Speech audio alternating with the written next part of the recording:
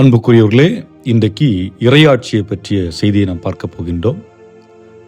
லூக்கா நற்செய்தி 17ஆம் அதிகாரம் இறைவார்த்தை 20 முதல் 25 வாசித்தீர்கள் என்றால், இறையாட்சியை பற்றி இயேசு கூறுகின்றவற்றை நாம் புரிந்து கொள்ள முடியும். இந்த இறையாட்சி என்ற சொல்லாடல் பல நேரங்களில் பல யூடியூப் தளங்களில் பயன்படுத்துவதை நாம் பார்த்திருக்கின்றோம். இறையாட்சி இதோ இங்கு வந்து விட்டது, இறையாட்சி ஏதோ அங்கே வந்து விட்டது, இறையாட்சி வந்து கொண்டிருக்கிறது என்பது போன்ற வார்த்தைகள் பயன்படுத்துவதை நாம் பார்க்கின்றோம். ஆனால் உண்மையிலேயே இறையாட்சியை எப்படி புரிந்து கொள்வது, எப்படி பரிசேயர்கள் அல்லது யூதர்கள் புரிந்து வைத்திருந்தார்கள் என்று நாம் பார்க்க இருக்கின்றோம். அன்றைய காலகட்டத்திலே யூதர்களை பொறுத்தவரை அவர்கள் மெஸ்ஸியாவுக்காக காத்திருந்தார்கள். அவர்களை பொறுத்தவரை மெஸ்ஸியா என்பவர் யார்? ஒரு அரசியல் கட்சி அல்லது ஒரு மிலிட்டரி ஃபோர்ஸ், இவைகளை வைத்து உரோமை படையை சுக்குநூறாக உடைத்து அவற்றை வெற்றி கண்டு மக்களை, அதாவது இஸ்ராயலை விடுதலை செய்து மகிமையடைய செய்ய போகின்றவர்தான் மெஸ்ஸியா என்று எண்ணிக்கொண்டிருந்தார்கள். ஆகவே தான் இந்த பரிசேயர்கள் சட்டங்களை சரியாக பயன்படுத்துவதும், அதுபோன்று எப்பொழுது இந்த இறையாட்சி வரும் என்று அவர்கள் எதிர்பார்த்திருந்ததும் நிகழ்கின்றது. இந்த வேளையில்தான் இயேசுவை பார்த்து கேட்கின்றார்கள், எப்பொழுது இறையாட்சி வரும் என்பது. ஏனென்றால் அவர்களுடைய எதிர்பார்ப்பு உலக ஆட்சி, உலகத்தில் உள்ள பதவி, உலகத்தில் உள்ள செல்வம், இவைகளை மையப்படுத்தி இருந்தது. ஆனால் இயேசுனுடைய அடிப்படையில் வேறு. என்றால் இயேசுனுடைய பதில் எப்படி இருக்கிறது? இறையாட்சி உங்கள் மத்தியில் இருக்கிறது என்று சொல்லுகின்றார். இதை இரண்டு விதமாக புரிந்து கொள்ளலாம். இறையாட்சி எனக்குள் இருக்கிறது அல்லது என்னில் இருக்கிறது. இறையாட்சி எனக்குள் இருக்கிறது அல்லது நமது மத்தியில் இருக்கிறது. அப்படி என்றால் இறையாட்சி என்பது எதிர்காலத்தை சார்ந்தது அல்ல, அல்லது நம் கண்களால் பார்க்கக்கூடிய ஒன்று அல்ல. மாறாக அது ஒரு ஆன்மீக உண்மை.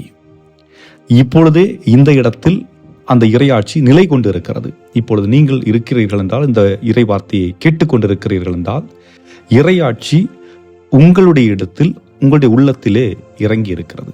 ஆனால் அந்த இறையாட்சி எப்படி இறங்கி இருக்கிறது என்பதை புரிந்து கொள்ள வேண்டும் என்றால் 4 வார்த்தைகளில் நாம் பதிவு செய்யலாம். உங்களுடைய மனதில் இரக்கம் இருக்கிறதா? இறையாட்சி இருக்கிறது. உங்களுடைய மனதில் நேர்மை இருக்கிறதா? இறையாட்சி இருக்கிறது. உங்களுடைய மனது மன்னிக்க தயாராக இருக்கிறதா? இறையாட்சி இருக்கிறது. உங்களுடைய மனது, உங்களுடைய இதயம் நேசிக்க தயாராக இருக்கிறதா? அங்கே இறையாட்சி இருக்கிறது. ஆக இந்த இறையாட்சி என்பது வெளியே இருந்து தேடக்கூடிய ஒன்று அல்ல, மாறாது நமக்குள்ளே இருக்கக்கூடிய ஒன்றாக இருக்கிறது. ஆனால் பல நேரங்களிலே நாம் என்ன நினைக்கிறோம்? கடவுள் நமக்கு ஏதாவது ஒரு அடையாளத்தை காட்ட மாட்டாரா? ஏதாவது புதுமைகளை நிகழ்த்த மாட்டாரா? ஏதாவது மாற்றங்கள் வராதா என்பது போன்ற எண்ணங்களில் உழன்று கொண்டிருக்கின்றோம். ஆனால் உண்மையிலேயே இறையாட்சி என்பது வெளியில் அல்ல, நமக்குள் இருக்கிறது என்பதை தான் இன்றைய வாசகம் மூலம் இயேசு நமக்கு தெளிவுபடுத்துகின்றார். ஆகவே அன்புக்குரியவர்களே, பல நேரங்களிலே இந்த உலகம் பதவியை மையப்படுத்தி இருக்கின்றது. அதாவது அரசாட்சி, அரசு பொறுப்பில் இருக்க வேண்டும். ஏனென்றால் இன்று பலர் என்ன நினைக்கிறார்கள்? அரசு வேலை கிடைக்க வேண்டும் என்று நினைப்பார்கள். அதுபோன்றுதான் அரசு ஆட்சியில் இருப்பது அல்லது பணம், செல்வம் நிறைந்த அல்லது பேர் புகழ், இவைகள்தான் உண்மையான இறையாட்சி நினைக்கின்றார்கள். ஆனால் அதல்ல. இறையாட்சி என்பது மெலிதாக, மெல்ல மெல்ல மெல்ல அது உயர்ந்து வரக்கூடியது. எடுத்துக்காட்டிற்கு விதைகளை நிலத்தில் தூவுகின்றோம். அது மெல்ல மெல்ல மெல்ல துளிர்விட்டு எழுந்து அது மரமாக, செடியாக உருவெடுத்து பலன் கொடுக்கின்றது. அதுபோன்று அது நமக்குள் வளர்ந்து கொண்டு இருக்கக்கூடிய ஒன்று. கோபத்தில் இருக்கின்றவர்கள் பவ்யமான குணமாக, மன்னிக்கக்கூடிய குணம் கொண்டவர்களாக மாறுவது, அல்லது மற்றவர்களை எப்பொழுதும் டாமினேட் செய்யக்கூடியவர்கள் பிறருக்கு பணிவிடை செய்யக்கூடியவர்களாக மாறுவது, மற்றவர்களை வெறுக்கக்கூடியவர்கள் அமைதி நிறைந்த மனிதர்களாக மாறுவது, இவ்வாறு மாறுகின்ற பொழுது அந்த இறையாட்சி நமக்குள் தங்கும் என்பதில் எந்த மாற்று கருத்தும் இல்லை. ஆக நீங்களும் நானும் எப்படி வாழுகின்றோமோ அதை மையப்படுத்தான் இறையாட்சி. இதற்கு ஒரு எடுத்துக்காட்டு சொல்ல வேண்டும் என்றால், நியூயார்க் சிட்டி, அமெரிக்க நாட்டிலே நடந்த ஒரு நிகழ்வு.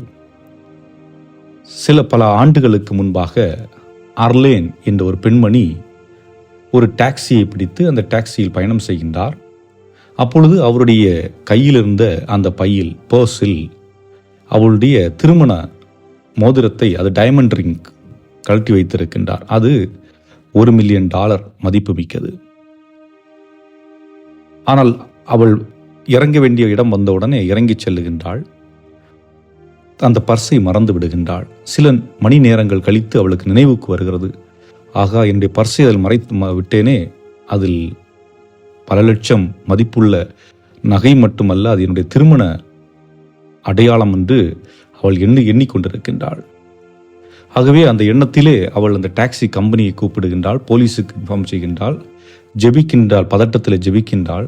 ஆனால் எல்லாரும் சொல்லக்கூடியது என்னவென்றால், இந்த நகரத்திலே பல மில்லியன் டாக்ஸிகள் ஓடிக்கொண்டிருக்கிறது, இதை நம் ஒரு டிரைவரை எப்படி கண்டுகொள்வது என்று அவர்கள் பதில் கொடுக்கின்றார்கள்.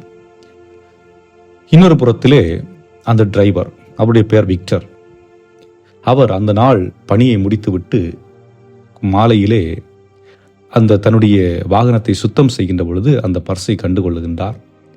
அதை எடுத்து பார்க்கின்றார். அதில் நிறைய பணமும் நகையும் இருக்கிறது. இந்த ஒரு மனிதர் கானா நாட்டில் உள்ளவர். அப்பொழுதுதான் அமெரிக்காவிலே புதிதாக வந்திருக்கின்றார். தன்னுடைய குடும்ப சூழலுக்கு அன்றாடம் உழைத்து சம்பாதிக்கக்கூடிய ஒரு மனிதர். அதை பார்த்தவுடனே இதை எடுத்து அந்த நபரிடம் கொடுத்து விட வேண்டும் என்ற எண்ணத்திலே அவர் என்ன செய்கின்றார், அந்த பெண்ணுடைய அந்த அட்ரஸ் அதில் இருக்கிறது, அதை தேடி செல்லுகின்றார். தேடி சென்று அந்த பொருளை அவரிடம் கொடுக்கின்றார். காரணம் என்ன? அவருடைய உள்ளம் அவரிடம் சொன்னது, இது உன்னுடையதல்ல, இதை நீ அந்த நபரிடமே கொடுத்து விட வேண்டும் என்பதுதான். ஆக சில நாட்கள் கழித்து அவர் கொடுத்து விடுகின்றார். கொடுத்து விட்ட பிறகு ஒரு ரிப்போர்ட்டர்ஸ் அவரிடம் கேட்கின்றார்கள், விக்டரிடம், இவ்வளவு பெரிய பெரும் சொத்து உங்கள் கைக்கு வந்திருக்கும், அதை ஏன் நீங்கள் திருப்பி கொடுத்தீர்கள் என்று சொன்ன பொழுது அவர் சொன்னார், என்னுடைய தாய் எனக்கு சொல்லிக் கொடுத்தது என்னவென்றால், நீ ஒருவருடைய பொருளை எடுக்கின்ற பொழுது மற்றவர்கள் பார்க்கிறார்களோ இல்லையோ, அதை கடவுள் பார்த்து கொண்டிருக்கின்றார். ஆகவே அந்த பொருள் சேர வேண்டிய மனிதரிடம் சென்று சேர வேண்டும் என்று நேர்மையான மனிதராக, உண்மையான மனிதராக இருக்கின்றார். ஆக இந்த சூழலை நாம் யோசித்தோம் என்றால், இங்கே அந்த டாக்ஸி டிரைவர் அந்த இரவிலே உண்மையும் நேர்மையும் அன்பு மிக்கவராக இருக்கின்றார். அவர் பெருமை கொண்டவராக, தற்பெருமை கொண்டவராக, சுயநலம் கொண்டவராக இல்லாததே அந்த இறையாட்சிக்கான அடையாளம். ஆகவே அன்புக்குரியவர்களே, இறையாட்சி என்பது எப்பொழுது நீங்கள் அன்புமிக்கவர்களாக, இரக்கம் கொண்டவர்களாக, நேர்மையானவர்களாக, மன்னிக்கக்கூடியவர்களாக இருக்கிறீர்களோ, அப்பொழுது இறையாட்சி உங்கள் மத்தியிலே நிறைந்திருக்கிறது. சிந்திப்போம். என்றும் வாழும் எல்லாமல்ல இறைவா, உம்முடைய அன்பை நாங்கள் பெற்றவர்களாக மட்டுமல்லாமல் அதை பகிர்ந்தளித்து வாழக்கூடிய ஆற்றலையும், நாங்கள் இறையாட்சியை இனம் கண்டுகொண்டு அன்றாடம் எங்களுடைய வாழ்வில் அந்த இறையாட்சியை மிளிரச் செய்தரல எங்கள் ஆண்டவராய் கிறிஸ்து வழியாக மன்றாடுகின்றோம். ஆமென்.